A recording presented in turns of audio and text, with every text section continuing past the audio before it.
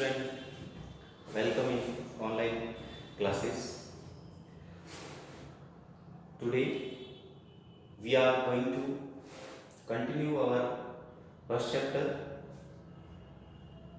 crop production and management. तो देखिएगा previous class के अंदर डिस्कस करा हमने basic agriculture practices of crop production. तो इसके अंदर हमने कौन कौन से टॉपिक डिस्कस कर लिए हैं एग्रीकल्चर प्रैक्टिसेस के अंदर। First, preparation of soil, sowing of seed, application of manure and fertiliser, है ना, या मैन्योरिंग और इरिगेशन। ये एग्रीकल्चर प्रैक्टिसेस के 4 टॉपिक डिस्कस हो चुके हैं पहले। नेक्स्ट स्टेप जो है या नेक्स्ट टॉपिक इसके अंदर है एग्रीकल्चर प्रैक्टिस के अंदर वो है वीडिंग। नेक्स्ट टॉपिक है वीडिंग या रिमूवल ऑफ वीड। देखिएगा अपन जो कॉमर्शियल क्रॉप प्रोडक्शन करते हैं तो उसके अंदर अपनी जो क्रॉप प्लांट है उसके अलावा भी कुछ अननेसेसरी या अनवांटेड प्लांट ग्रो हो जाते हैं। वो अनवांटेड प्लांट जो होते हैं वो अपनी क्रॉप प्लांट्स के लिए हार्मफुल होते हैं, इसलिए उनको रिमूव करना जरूरी हो जाता है। इस प्रोसेस को रिमूव करने की जो प्रोसेस है अनवांटेड प्लांट, इसी को हम बोलते हैं वीडिंग। देखिए समझिएगा क्या लिखा आपने, all plants other than crop are called weeds, यानी अपनी क्रॉप प्लांट के अलावा सारे जो दूसरे टाइप के प्लांट हैं वो वीड्स कहलाएंगे।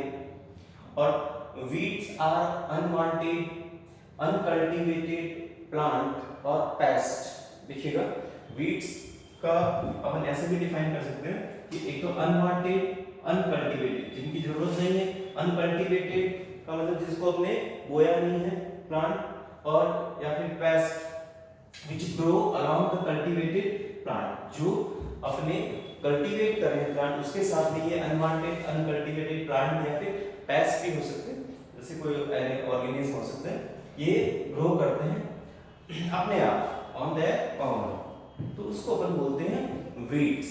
ठीक है, अब ये जो है इनके हार्मफुल इफेक्ट होते हैं, मैंने बताया। तो इसके जो हार्मफुल इफेक्ट क्या है, हार्म्स अगर देखेंगे तो क्या क्या हार्म्स इसके अंदर होंगे, तो ये चीज को समझिएगा। तो they are the threats to commercial crop, threats यानी नुकसान पहुंचाने वाले होते हैं ये टू द कमर्शियल क्रॉप, अपनी जो भी कमर्शियल क्रॉप है, फसल है, उसको नुकसान पहुंचाने वाले होते हैं। क्योंकि दे कॉम्पीट फॉर द सनलाइट, क्योंकि ये जो होते हैं वीड्स, ये अपनी क्रॉप प्लांट के साथ में कंपटीशन करते हैं। किसके लिए? सनलाइट के लिए कंपटीशन करेंगे, एयर के लिए, न्यूट्रिएंट्स के लिए, है ना, और वाटर के लिए। इन सारी चीजों को ये इजीली एब्जॉर्ब कर पाते हैं, और तो अपना जो क्रॉप प्लांट है उसका ग्रोथ जो है वो कम हो जाएगा। तो it reduces growth of crop of various वे। तो ये क्रॉप की जो है अपनी ग्रोथ है उसको रिड्यूस कर लेते हैं। ठीक है, इसके अलावा देखिएगा ये जो वीड्स होते हैं ये कुछ डिजीज को स्प्रेड करते हैं, है ना, क्योंकि इन वीड्स के साथ में, वीड्स प्लांट के साथ में बहुत सारे इंसेक्ट्स और माइक्रो ऑर्गेनिज्म भी जो है वो ग्रो कर या फिर इनके साथ में रहते हैं, इससे अपनी क्रॉप को जो है वो हार्म होता है, नुकसान होता है। तो दूसरा हार्म ये हो गया। तीसरा जो है, चलो नेक्स्ट है the process of removing weeds from the field is known as weeding. ये वीडिंग का प्रॉपर डेफिनेशन हम ये भी दे सकते हैं कि the process of removing weeds, यानी वीड्स को रिमूव करने की process from the field is called weeding. अब देखिएगा अपनी इंडिया की बात कर रहे हैं, कौन कौन सी कॉमन वीड्स जो है वो अपनी क्रॉप के साथ में ग्रो होती है। तो ये है, एक तो है अमरैंथस, है ना, वाइल्ड ओट, ग्रास, चिनोपोडियम और वेल्टुलस। ये जो है अपनी कॉमन जो है वो वीड्स होती हैं जो अपनी क्रॉप के साथ में ग्रो होती हैं। इंडिया के अंदर बात कर रहे हैं, weeding can be done by, अब देखिए वीडिंग का जो मेथड क्या है, या क्रॉप साथ में अनवांटेड प्लांट्स को रिमूव करने के लिए कौन कौन से मेथड यूज करते हैं। तो एक तो हो सकता है बाय हैंड, तो ये ट्रेडिशनल मेथड है, और बाय यूजिंग ट्रॉवल या ट्रैक्टर के थ्रू भी जो है करते हैं आजकल, और या फिर जो है केमिकल मेथड जो होता है उसको भी अपन यूज करते हैं। तो केमिकल्स का यूज करते हैं, अपन वीड्स को रिमूव करने के लिए। तो ये जो केमिकल्स है उनको अपन बोलते हैं वीडीसाइड्स। क्या बोलते हैं? वीडीसाइड, है ना। इसका एक एग्जांपल लिया हमने 2,4-D, है ना।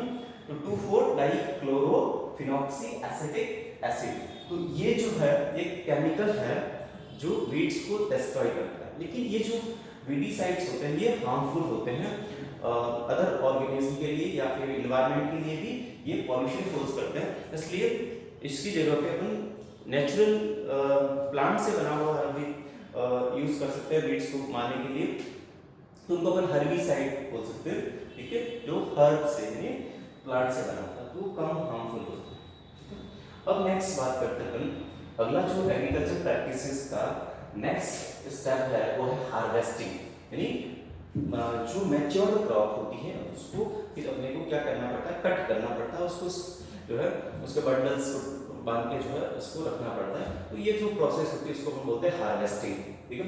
तो हार्वेस्टिंग इज द रिमूवल और cutting of crop after maturity, यानी क्रॉप का मैच्योरिटी होने के बाद में उसको कट करना, ठीक है, या फिर the cutting and collecting of the matured, cut करके उसको कलेक्ट करना, फील्ड इज कॉल्ड हार्वेस्टिंग। इसी को अपन बोलते हैं हार्वेस्टिंग, ये मैच्योर्ड क्रॉप को कट करके उसको इकट्ठा करना, इसको अपन हार्वेस्टिंग बोलते हैं। और हार्वेस्टिंग जो है उसका सीजन जो है वो अलग अलग हो सकता है, अलग अलग क्रॉप के लिए, डिफरेंट क्रॉप के लिए डिफरेंट सीजन होगा। अब हार्वेस्टिंग करने के जो मेथड है वो एक तो है crop by the hand, Sikar हाथ से करते हैं, तो ये ट्रेडिशनल मेथड है। और जो मॉडर्न मेथड के अंदर थ्रेशर या फिर कंबाइन मशीन के थ्रू जो है ये अपन हार्वेस्टिंग कर सकते हैं। नेक्स्ट बात करते हैं, अगला स्टेप जो आएगा वो आएगा थ्रेसिंग। तो हार्वेस्ट कर लिया उसके बाद में थ्रेसिंग। तो थ्रेसिंग के अंदर अपन क्या करेंगे, जो हार्वेस्टेड क्रॉप है उसके में से जो ग्रेन्स है उसको जो है वो रिमूव करना है या फिर ग्रेन्स को अलग करना है। तो threshing is the process by which the grains are released from chaff, यानी जो ग्रेन्स जो होते हैं, अपने दाने जो होते हैं उसको उसके छिलकों से अलग करना है ना, उसमें से बाहर निकालना, रिलीज करना, ठीक है।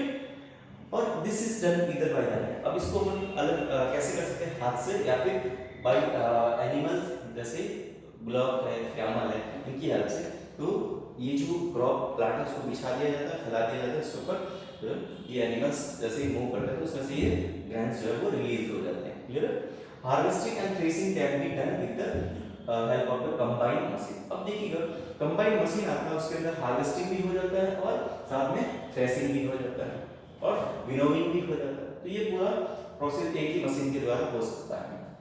तो अगला जो प्रोसेस है थ्रेसिंग के बाद में दाने अपने रिलीज हो गए, फिर उसको कचरे को अलग करना और ग्रेन्स को अलग करना, है ना। तो ये जो प्रोसेस होती है इसको हम बोलते हैं विनोविंग। तो आफ्टर थ्रेसिंग द सीड्स और ग्रेन्स आर सेपरेट, यानी सीड या फिर जो दाने हैं उसको सेपरेट करते हैं, काफ यानी जो उसका छिलका होता है तो छिलके से अलग करने की प्रोसेस होती है, ठीक है। ये विंड के थ्रू होती है, इसके अंदर विंड की हेल्प ले सकते हैं, इस कॉल्ड द विनोविंग, ठीक है। या फिर जो है कंबाइन या थ्रेशर मशीन के थ्रू भी ये हो जाता है इसके अंदर। नेक्स्ट है कि अपना जो ग्रेन्स हो गए वो सेपरेट हो गए, पूरे अलग कर दिया, अपने कचरा अलग कर दिया, इसके बाद उसका प्रॉपर स्टोरेज किया जाता है, प्रॉपर बैग के अंदर उसको ड्राई करना होता है। तो एक चीज यहाँ पे अपने स्टोरेज के टाइम में ध्यान क्या रखेंगे कि जो ग्रेन्स है उसके अंदर मॉइस्चर का जो कंटेंट रहता है उसको कम करना, क्योंकि मॉइस्चर अगर रहेगा तो उसके अंदर फंगस और माइक्रो ऑर्गेनिज्म ग्रोथ होने का चांसेस बहुत ज़्यादा रहेगा। तो इसको कम करने के लिए इसको प्रॉपर ड्राई किया जाएगा, तभी वो प्रॉपर उसका स्टोरेज हो सकता है लंबे टाइम तक। तो स्टोरेज का जो ऑप्शन है वो लास्ट के अंदर। तो after the harvesting the crop produce has to be stored properly, यानी जो क्रॉप अपने प्रोड्यूस हुई उसको प्रॉपर्ली स्टोरेज किया जाना चाहिए। And care must be taken that the grain are kept.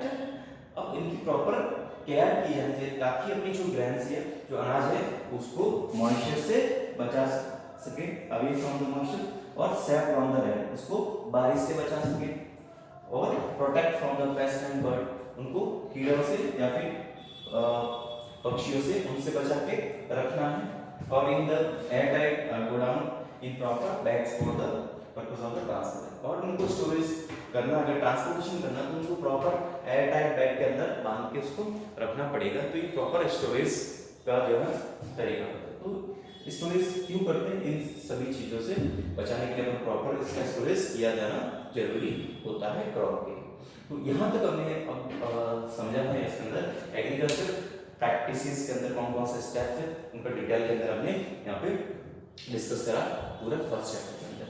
तो यहाँ तक आपका जो फर्स्ट चैप्टर है वो कंप्लीट हो जाता है। नेक्स्ट क्लास के अंदर हम जो है इसके रिलेटेड एक्टिविटीज असाइनमेंट जो है वो और एक्सरसाइज जो है वो डिस्कस करेंगे। क्लियर है? तो ये चैप्टर आपका यहाँ पे फिनिश होता है। Thank you.